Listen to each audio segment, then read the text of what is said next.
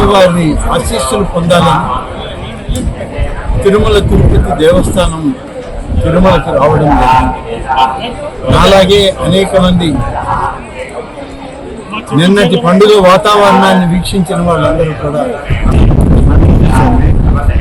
ఈ రాష్ట్రం సర్వతోముఖ సంక్షేమ అభివృద్ధి కార్యక్రమాల్లో ఎంటర్‌ప్రెన్యూర్‌షిప్ ఇవ్వడంలో రాష్ట్ర ప్రభుత్వం ముందుకు సాగాలి.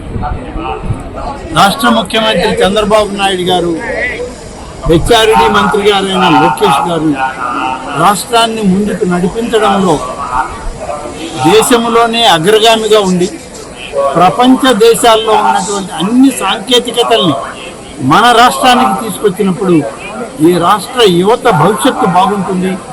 ఆ విధంగా స్వామివారిని ఆశీస్సులు ఇవ్వమని నూతనంగా ఎంపిక కాబడినటువంటి జాతీయ అధ్యక్షులకి ఆయన పూర్తి ఆశీర్వచనాలు ఉండాలి. ఈ రాష్ట్ర ప్రజలకి మేలు జరగాలి, మంచి జరగాలి అని చెప్పి స్వామివారిని కోరుకున్నాం. అదేవిధంగా ఈరోజు మా అందరం కూడా వ్యక్తిగతంగా